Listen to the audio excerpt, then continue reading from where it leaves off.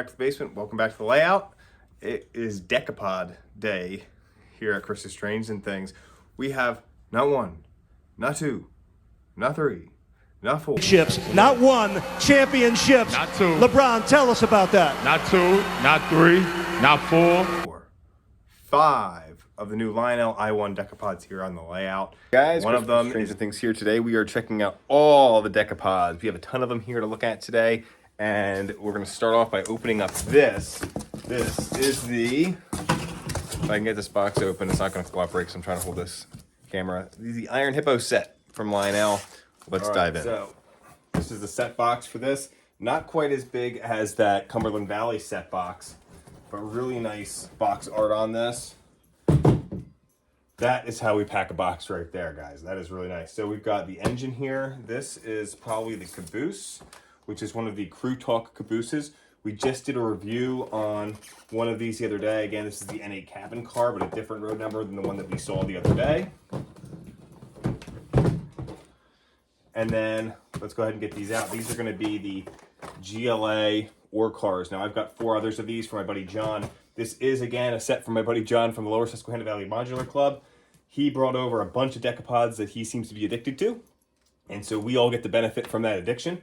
And we're going to get to run these today. So thank you, John, again, buddy, for bringing these over. Let's go ahead and open up this beautiful set and check it out.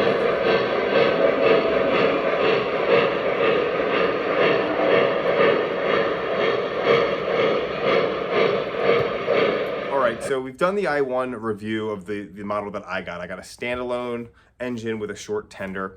Now, my buddy John from the Lower Susquehanna Modular Club, he had another one that he had ordered, plus the Iron Hippo set. And then they seem to continue to multiply. So he's brought over 3 plus the Iron Hippo set, which is 4 total Decapods.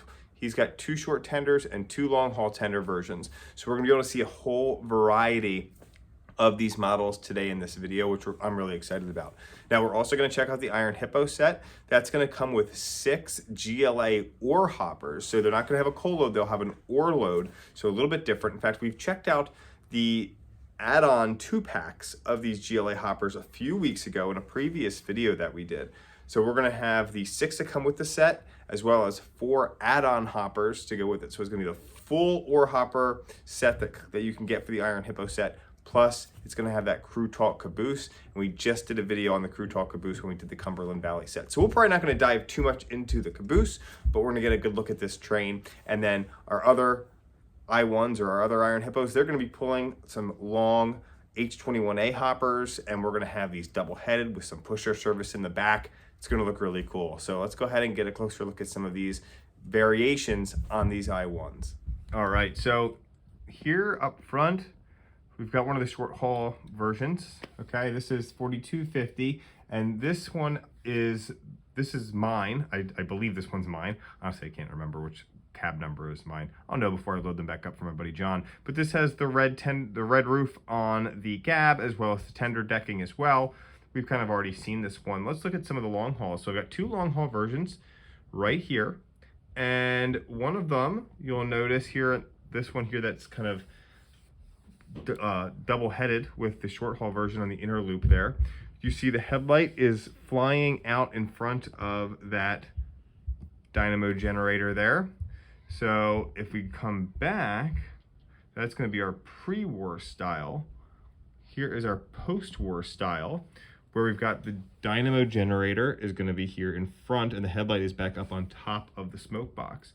So there's a side-by-side view of that pre-war and post-war styling. Everything else for the most part seems to look the same. The long haul versions all have Brunswick roofs and regular tender decks. None of them are red. Now the long hauls do have the doghouse on the tender as well. So another just cool effect that the Pensy had. They also have train phone antennas on those tenders too, which is a cool look. Here's just a little bit of a closer look at the side of this one. Again, I believe this is the post-war. Headlights back on top of the smoke box. Got that beautiful long haul tender. 8 axles total on that, and then another short tender version on the back there. And again, we've got that in post-war style. You can see the headlight is sitting up there on top of that smoke box. So those are some of the variations they offered when they cataloged all of these I1s. Now, this version that you're looking at here is number 4483. I believe this is the version that comes with the Iron Hippo set. It is a short haul version with all Brunswick roofs and tender decking. So that is going to be the one that comes with the Iron Hippo set. We have a short haul version on the back. It's cab 551. So it's going to kind of look the same as mine with the red cab roof and red tender deck as well. But we'll go ahead and we'll see that one as it's kind of passing by here. All right, so let's go ahead and bring this set up here on the outer loop. Go ahead and wake it up. We're gonna bring these up so we can see some of these ore cars that come with the Iron Hippo set.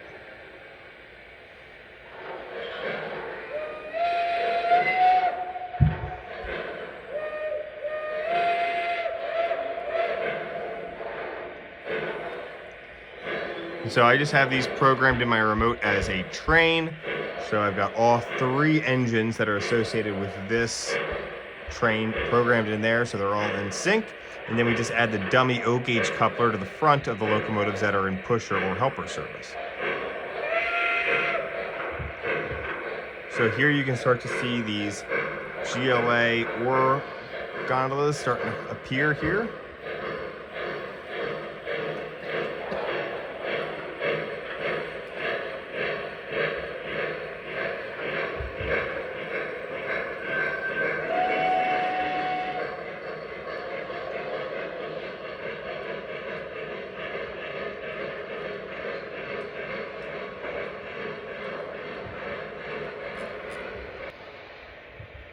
So here are these GLA ore cars.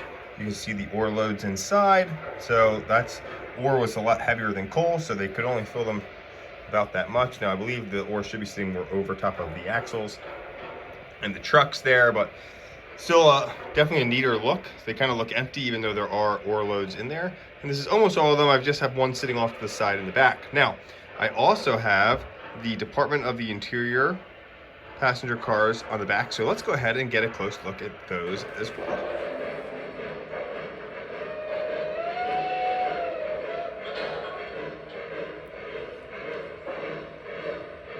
You can hear some of the noise coming out of that caboose in the back.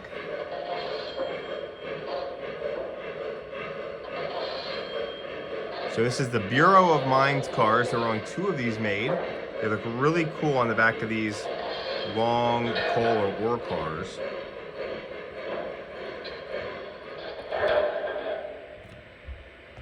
All right, so there you can see these cars are just beautiful. So 2 Bureau of Mines cars. One is car 7, one is car 11. But we do have figures on the inside. And we've got this nice Department of the Interior Bureau of Mines logo there. So really cool heavyweight cars that just add a little bit of diversity there on the end of these long string of coal cars. And then we've got our caboose as well. So this is the N8 Crew Talk caboose from Lionel. We've already reviewed one of these. This is the one that comes in the Iron Hippo set. So you'll hear some of the clinging, clanging sounds. This does have an air whistle and some other cool effects as well. And then here on the back, we've got number 531, our other I1 that's going to be part of this video today.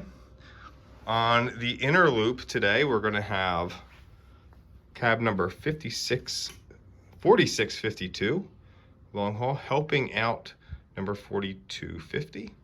And that's going to be pulling some boxcars and a long string of H21A hoppers. So lots going on in this cool video. All right, guys, today. So here's the deal. We've kind of got into the history of the I1 already. We've looked at the catalog and all the other ones that were available in the catalog. And to be honest with you, we've got most of them here on the layout today. So we're going to just really spend some time running these massive trains around the layout, enjoying them, and seeing how cool they look to have so many of these things lashed up together. I'm very tempted to order a second one for myself. Again, the extra 4 that are here from my buddy John from the Lower Susquehanna Valley Modular Club. He is John Toy Train Fanatic on YouTube. His link's going to be right here. Make sure to give John a follow if you haven't already. He posts a lot of shorts and some smaller clips of these models before they end up on my layout. So if you want to see them first, you can check them out from him before he drops them off here on usually a Sunday night. We get to have them here for a week or two. And John, thank you so much again, buddy, for dropping these off. These are fantastic. And I think maybe we need one more, so then we could have a total of 6. These are all different road numbers, which is great. John had originally ordered the same road number that I did. He was able to swap it out at the last moment, so we could have all different ones whenever we're together and being able to run these things like this, which is pretty neat. So the long haul tender versions are really cool. They definitely need a little bit more space, but I think that's the one that I would add if I needed one, if I could, and if I can add one more of these in time. We'll just have to wait and see. So thank you all so much for watching this one. Leave me a comment what your thoughts are on this and the Iron Hippo set in general. It's a pretty cool set, already delivered before the end of 2023, even though this video will probably come out in 2024. Thank you so much for watching, guys. Let's run these around the layout and have some fun.